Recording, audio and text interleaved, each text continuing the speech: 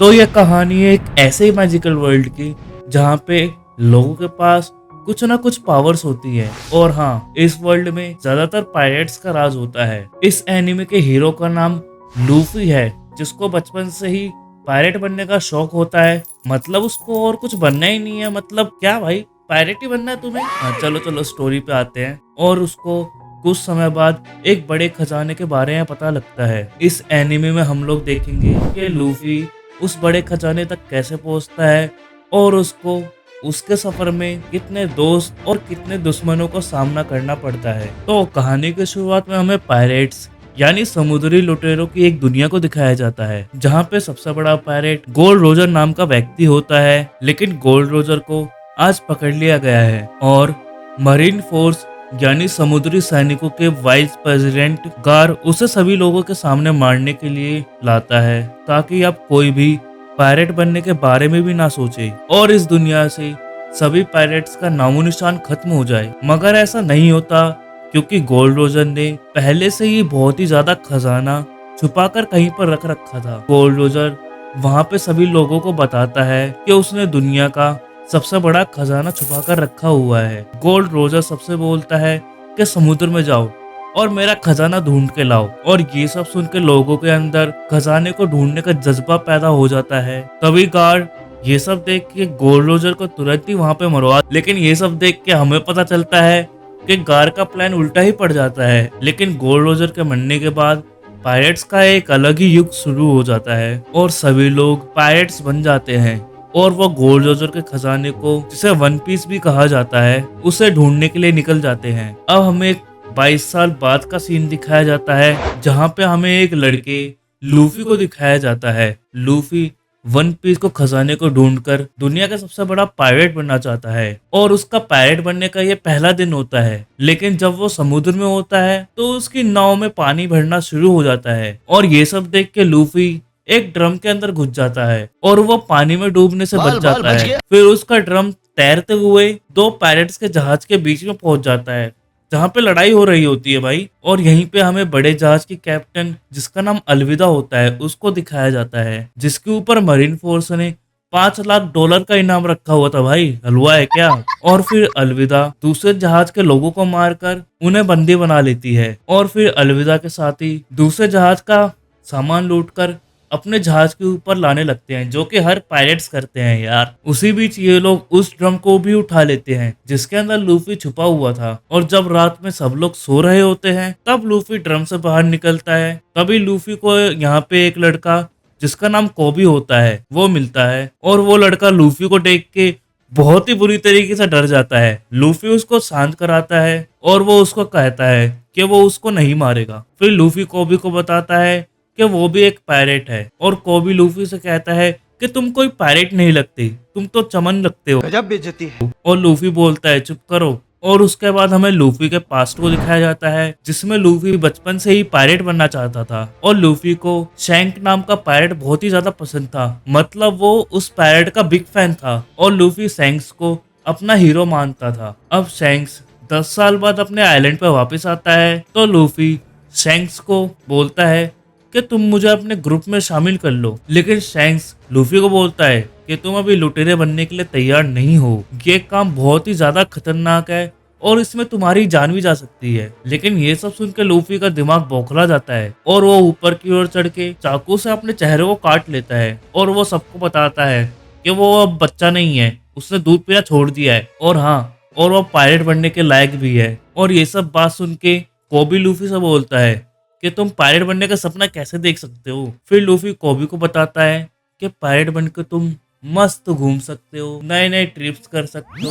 अरे नहीं यार, नई ट्रिप्स क्यों करोगे, नए नए एडवेंचर कर सकते हो और उसके साथ साथ अपने नए नए दोस्त बना सकते हो। और हम पायलट्स बिल्कुल आजाद होते हैं। मतलब सबके ऊपर पट्टा बांध के रखते हैं क्या? मतलब पायलट्स आजाद परिंदे होते हैं। ये सब सुन के कोबी भी आजाद होना चाहता था और वो लूफी को बोलता है कि इस जहाज की कप्तान अलविदा उसे आजाद नहीं होने देगी। अब अलविदा के खर्राटों की आवाज को सुनकर लूफी कोबी से बोलता है, क्या तुमने किसी समुद्री मॉन्स्टर को बंदी बना के रखा हुआ है? और ये सब सुन के कोबी लूफी को बताता है कि अलविदा के खर्राटों की आवाज है। कोबी लूफी को ऊपर की ओर ले जाता है और वो लूफी को बोलता है कि अभी सब लोग सो रहे हैं, इसलिए हम दोनों चुपचाप यहाँ से निकल जाते हैं। लूफी वहां से जाने ही वाला था, लेकिन उसकी आवाज सारे पायरेट सुन लेते हैं और अलविदा भी यहाँ पर आ जाती है। और ये सब देख के अलविदा को बहुत ही ज्यादा गुस्सा आता है और वो अपने हथियार से इन दोनों पर हमला कर देती है। और ये सब देख के लूफी उन सब पायरेट से अकेला ही लड़ाई करने लगता है। उसकी बॉडी इतनी स्ट्रेचेबल होती है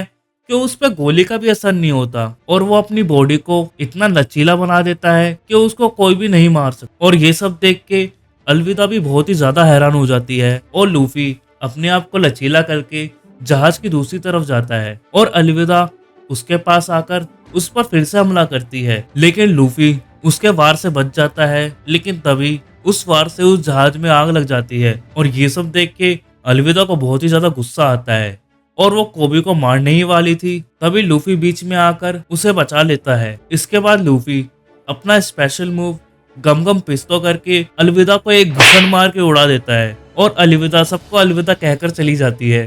खत्म।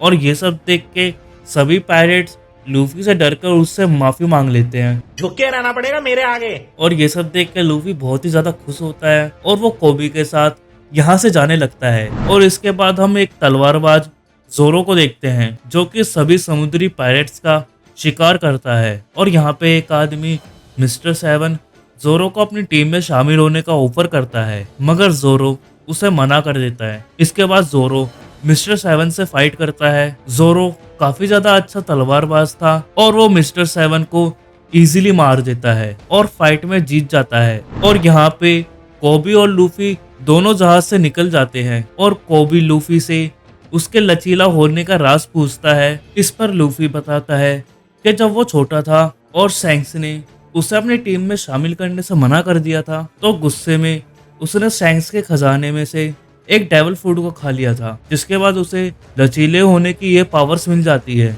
अब प्रेजेंट डे में कोबी लूफी से पूछता है कि अब हमें कहाँ जाना चाहिए। और ये सब बात सुनकर लूफी कोबी से बोलता है कि हम ग्रैंड लैंड पर जा रहे हैं जहाँ पे वन पीस छुपा हुआ है। कोबी पूछता है कि तुम्हें ग्रैंड लैंड का रास्ता पता है, लेकिन लूफी को ग्रैंड लैंड का रास्ता नहीं पता होता। और यहीं पे कोबी लूफी को अपना एक सपना बताता है कि उसको मरीन में जाना है और वो लोगों की मदद करना चाहता है। और ये सब बात सुन के लूफी कोबी से बोलता है कि ठीक है, हम पास के मरीन बेस पर चलते हैं और वहां से मुझे ग्रैंड लाइन का मैप मिलेगा और तुम वहां पे मरीन बनने के लिए रुक जाना। जिसके बाद ये दोनों मरीन बेस पर जाने लगते हैं। इसके बाद हम एक लड़की नामी को देखते हैं जो कि एक छोटी सी बोट पर अपनी आखिरी सांसें ले रही होती है। तभी उसे एक बड़ी बोट दिखती है जिस पर 2 आदमी थे। नामी उन लोगों से मदद मांगती है, लेकिन नामी देखती है कि ये दोनों लुटेरे हैं। और ये सब देख कर नामी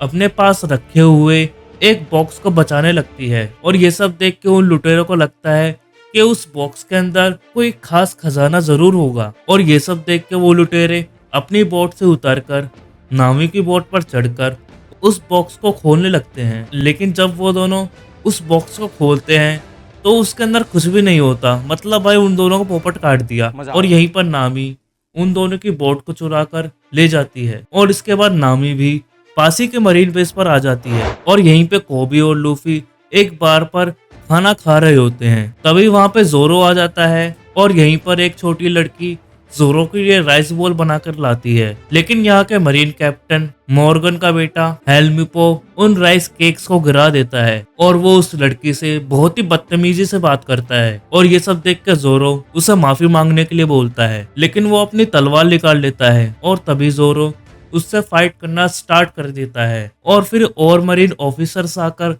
जोरो पर हमला कर देते हैं, लेकिन जोरो उन्हें अपनी तलवार के बिना ही हरा देता है। तभी मौके का फायदा उठाकर नामी भी एक मरीन ऑफिसर को बेहोश कर गायब कर देती है। यहाँ पे कोबी एक टेबल के नीचे छुप जाता है और लोफी मजे से फाइट देख रहा होता है। और यहीं पे जोरो मरीन ऑफिसरों को हराकर कैप्टन के बेटे को मारने ही वाला था और वो उससे बोलता है कि तुम मुझे छोड़ दो, तुम जो कुछ मांगोगी मेरे डैड वो तुम्हें दे देंगे। और ये सब सुन के जोरो मरीन कैप्टन मॉर्गन के पास अपना इनाम लेने के लिए आता है, क्योंकि वो पायरेट्स को मारता था। और वो उससे बोलता है कि तुम्हें इनाम लेने के लिए मेरे यहाँ पे 7 दिन तक कैद रहना पड़ेगा। ये सब सुन के जोरो उससे बोलता है अच्छा मेरे से पंगा लेगा, सबसे पहले तेरा बेटा मरेगा मेरे हाथों से। तब ये सब सुन के मॉर्गन का बेटा भड़क जाता है, लेकिन मॉर्गन उसे घूसा मार के दूर फेंक देता है। इसके बाद मॉर्गन जोरो से बोलता है कि तुम्हारी इस हरकत के बाद कोई भी मरीन बेस तुम्हें इनाम नहीं देगा, इसलिए तुम हमारे साथ काम करने लगो या फिर 7 दिनों तक यहाँ पर कैद रहो। और ये सब सुन के जोरो मॉर्गन के साथ काम करने के लिए मना कर देता है और 7 दिनों के लिए कैद हो जाता है। फिर अगले ही दिन लूफी ग्रैंड लाइन के मैप को छुड़ाने के लिए वहां पर आता है और लूफी जोरो को देखकर उसे वहां से आजाद कर देता है। और उसके बाद लूफी उसी रास्ते से वापस चला जाता है जहां से वो आया था और वहां नावी भी मरीन ऑफिसर की ड्रेस चुराकर वहां पर एंटर हो जाती है। नावी भी ग्रैंड लाइन का मैप चुराने के लिए वहां पर आई हुई होती है, लेकिन वही ऑफिसर नावी को देखकर उसे पहचान लेता है। फिर ये दोनों मरीन ऑफिसर नावी पर हमला कर देते हैं, लेकिन नावी उन दोनों को इजीली डिफेंड कर उन दोनों को हरा देती है। तभी ऊपर से लूफी गिरता है और लूफी ने ये सब बातों को सुन लिया था, जिससे ये दोनों जान चुके थे कि ये दोनों यहाँ पर ग्रैंड लाइन का मैप चुराने के लिए यहाँ पर आए हुए होते हैं। और लूफी मॉर्गन के ऑफिस में जाने लगता है क्योंकि ग्रैंड लाइन का मैप वहीं पर रखा हुआ है। तभी नावी भी उसके पीछे पीछे जाती है और अचानक इन दोनों के सामने मॉर्गन आ जाता है, लेकिन वो नावी को मरीन समझता है और नावी उसको बोलती है कि मैं इस मुजरिम को अपने साथ पकड़ कर लेके जा रही हूँ और इसे जस्ट मैंने अभी अरेस्ट किया है। और ये सब बातों को सुनकर मॉर्गन वहां से चला जाता है और नावी मॉर्गन की जेब को काट लेती है और उसके ऑफिस की चाबी को चुरा लेती है। और अब ये दोनों मॉर्गन के ऑफिस के अंदर आ जाते हैं। ये दोनों ग्रैंड लाइन के मैप को ढूंढने लगते हैं। तभी मॉर्गन को वहीं पे वो दोनों ऑफिसर मिलते हैं जो कि नावी के हाथों पिट चुके थे। और वो दोनों ऑफिसर मॉर्गन को बताते हैं कि वो लाल बाल वाली लड़की एक घुसपैठिया है। और ये सब बात सुन के मॉर्गन वहाँ पे इमरजेंसी बेल को बजवा देता है। दूसरी तरफ नावी और लोफी को वहाँ पे ग्रैंड लाइफ की पिंजोरी मिल जाती है जहाँ पर वो मैप रखा हुआ होता है, लेकिन नावी से वो पिंजोरी नहीं खुलती। तभी बाहर मॉर्गन आकर उस दरवाजे को तोड़ने लगता है और ये सब देख के लूफी अपनी पूरी ताकत लगा के उस पिंजोरी को उखाड़ता है और वहां से रफू चक्कर हो जाता है। ये दोनों जिंदा तो बच जाते हैं, लेकिन मरीन सैनिक इन दोनों को घेर लेते हैं। लेकिन लूफी और नावी दोनों मिलकर उन लोगों से लड़ना स्टार्ट कर देते हैं। तभी जोरो वहां पे अपनी तलवारों को लेकर आ जाता है और वो देखता है कि ये दोनों इतने सारे ऑफिसर से लड़ रहे हैं और वो उन लोगों की हेल्प करने के लिए वहां पर आ जाता है। फिर ये तीनों सारे मरीन सैनिकों को हरा देते हैं और तभी वहां पे मॉर्गन आ जाता है और मॉर्गन के हाथ में हथियार लगा हुआ था जिससे वो इन लोगों पर हमला कर देता है। तभी जोरो और लूफी दोनों उससे फाइट करते हैं, लेकिन मॉर्गन बहुत ही ज्यादा पावरफुल था, इसलिए जोरो को अपनी तीसरी तलवार भी निकालनी पड़ती है। जोरो अपनी तीसरी तलवार को अपने मुंह से पकड़ता है और वो मॉर्गन पर अटैक कर देता है। इसके बाद लूफी अपने गमगम पिस्तौल मूव से उसे मारकर दूर फेंक देता है और ये तीनों मरीन से बच जाते हैं। और फिर जोरो इनकी मदद करता है और ग्रैंड लाइन की तिजोरी को उनकी शिप पर ले आता है। तभी मॉर्गन का बेटा हेलमैपो वहां पे अपनी गन को लेकर आ जाता है, लेकिन तभी गोबी उसे एक घुसन मारकर उसे वहीं पे बेहोश कर देता है। और फिर लूफी कोबी को अपने साथ चलने के लिए कहता है क्योंकि मरीन सैनिक अब इन लोगों के पीछे पड़े हुए हैं। लेकिन कोबी लूफी से बोलता है कि मैं अपना सपना पूरा करने के लिए यहीं पर रुकूंगा और एक अच्छा मरीन सैनिक बनूंगा। और ये सब सुनकर लूफी जोरो और नावी के साथ बोट को लेकर निकल जाता है। दूसरी तरफ हम फिर से गार को देखते हैं जिसने 22 साल पहले गोल्ड रोजर को पकड़ा था। गार को पता चलता है कि मरीन बेस से किसी ने उनके ग्रैंड लाइन कमांड को चुरा लिया है और ये सब बात सुनकर गार उसी बेस पर आने लगता है। और इसके बाद हम एक जोकर को देखते हैं, उसे भी ग्रैंड लाइन का मैप चाहिए होता है, इसलिए वो अपने लोगों को लूफी के पीछे मैप चुराने के लिए भेजता है। तो हाँ दोस्तों, आपको ये वीडियो कैसी लगी जरूर बताना कमेंट सेक्शन में। वीडियो को लाइक करना मत भूलना और हाँ, चैनल को सब्सक्राइब करके बेल आइकन को ऑल पर जरूर सेट कर देना। तो दोस्तों, मैं मिलता हूँ आपको नेक्स्ट वीडियो में, तब तक के लिए बाय।